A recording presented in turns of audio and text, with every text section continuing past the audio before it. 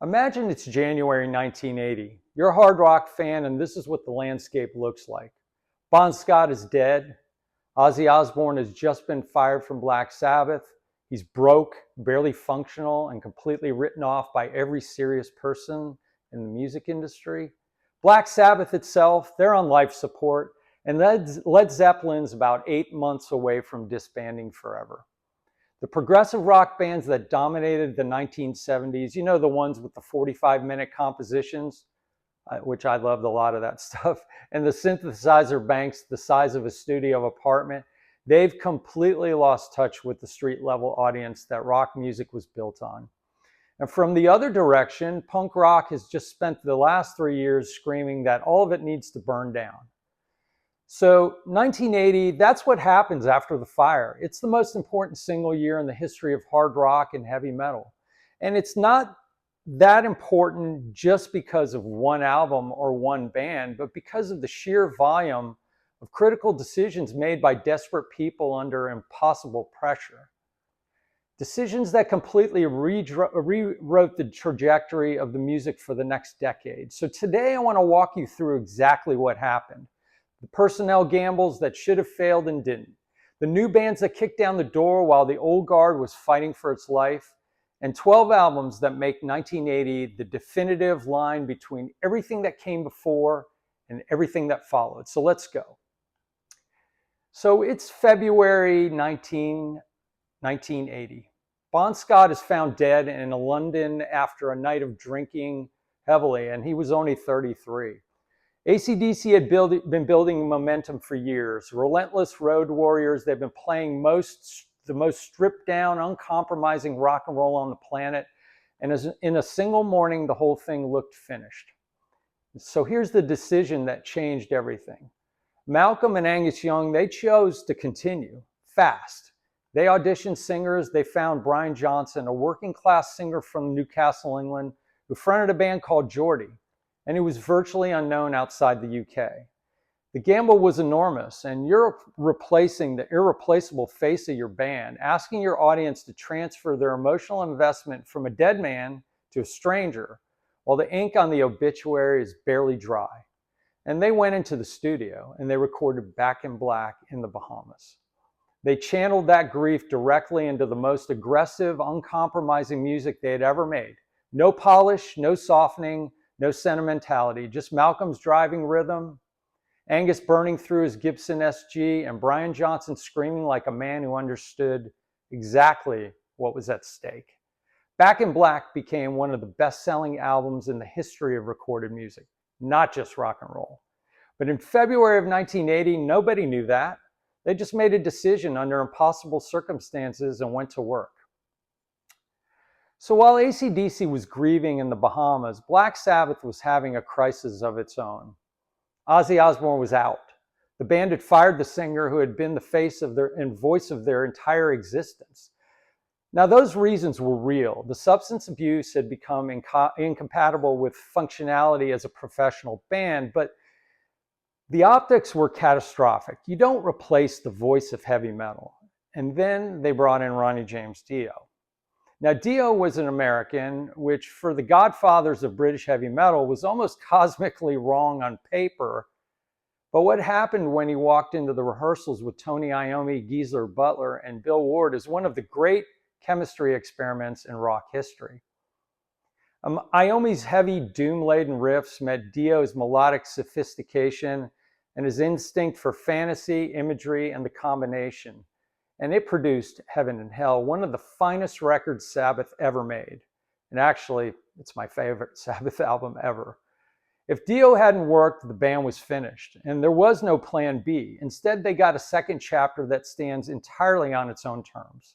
Neon Nights opens the record like a declaration of war, and the song Heaven and Hell, that became one of the defining hard rock songs of the year. That risk worked. But nobody bet on it working when they made the decision. So on the other side of that story is what happened to Ozzy after he got fired. As the story goes, he was broke, he was 31 years old, and every serious observer of the music business had written him off.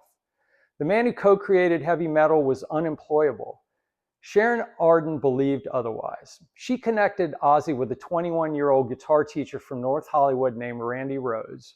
He'd been playing in Quiet Riot in the local club scene and had developed a guitar approach unlike anything happening in rock music at the time. Now, Rhoads had fused classical training with heavy metal, neoclassical shredding, Bach-influenced runs, meticulous technique combined with massive tone. Pairing him with a fired, broken, chaotic Ozzy Osbourne was not a calculated industry move. It was a leap of faith by two people with nothing to lose. Blizzard of Ozz changed everything.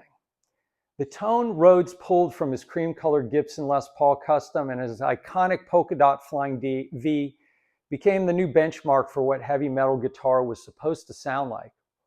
You had Crazy Train and Mr. Crowley, and these tracks didn't just launch Ozzy's solo career, they forced every guitarist paying attention to completely reevaluate their approach.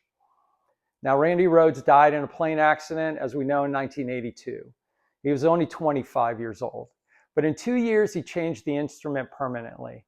And the decade of neoclassical guitar virtuosity that followed has his fingerprints all over it.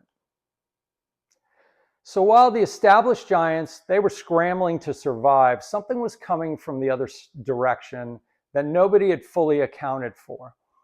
And that was called the new wave of British heavy metal. And it was completely uninterested in the progressive excess it was replacing. You had Iron Maiden, Def Leppard, Saxon, Judas Priest, Diamond Head. Working class kids who wanted speed, precision, aggression, and twin guitar harmonies that hit you in the chest like a fist. Iron Maiden's self-titled debut arrived sounding almost punk in its rawness. Steve Harris's galloping bass lines were unlike anything in hard rock, and Paul Di'Anno's street-level vocals had nothing to do with operatic posturing. It was aggressive, unpolished, and completely revolutionary. Judas Priest's British Steel stripped away every progressive element of their 1970s work and delivered a razor-sharp heavy metal record that created the visual and sonic template for the entire decade. Leather, studs, riff-driven anthems with disciplined song structures. Everything bloated was gone. And then you had Saxon's Wheel of Steel. And that one doesn't always get the credit it really deserves. It's meat and potatoes biker metal. It's blue collar, relentless, completely sincere. It captures the working class ethic of the British metal scene better than almost any record of that era. And then you have Diamond Head's Lightning to the Nations. Now, Diamond Head was the most historically important record on this list because it was released with no proper label, no distribution, no track listing on the sleeve. Just a plain white cover and Am I Evil riffing faster and more complex than almost anything recorded in 1980.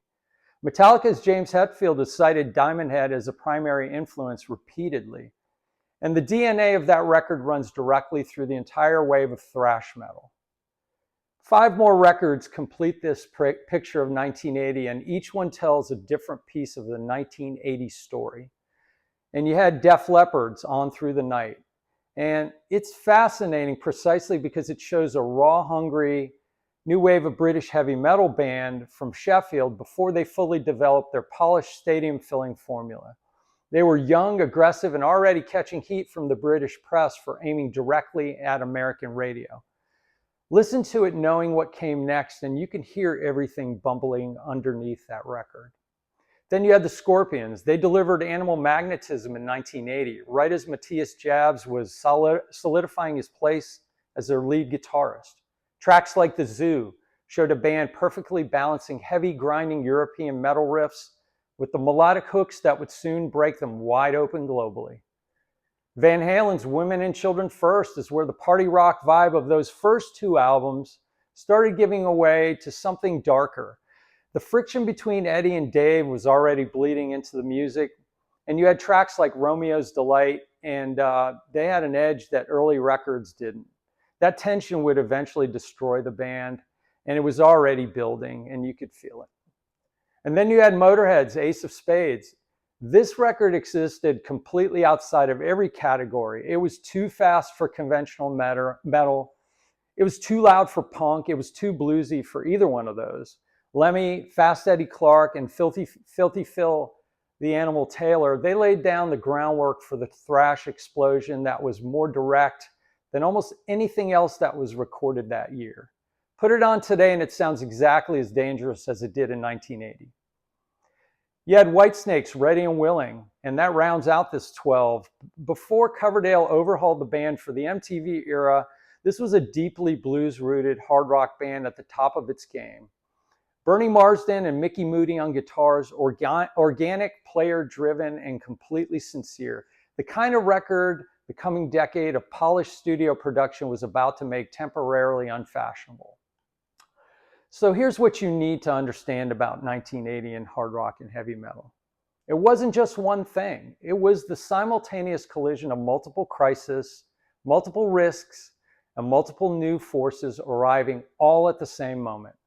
AC/DC bet everything on an unknown singer and made one of the greatest rock albums ever recorded. Black Sabbath replaced the irreplaceable and produced a second classic era. Ozzy Osbourne, broke, fired, and written off, teamed up with a kid from California and rewrote the vocabulary of the instrument. And from the other direction, an entire generation of British bands with nothing to lose kicked the door off the progressive excess that had been blocking the way for years. The bands that couldn't handle the pressure, they folded. And the ones that made the right decisions, often desperate, often agonizing, almost always against the conventional wisdom, those bands went on to rule the decade. 1980 was a crossroads. Everything that came after it was forged in it. So tell me in the comments below, which of these 12 records hits the hardest for you? And if you want me to go deeper on any of these bands or the personnel decisions that define this era, just say the word. The stories don't get any better than this. Please subscribe if you're new. It helps grow the channel. And comment below and give me a thumbs up if you like this type of content. And I'll see you in the next one.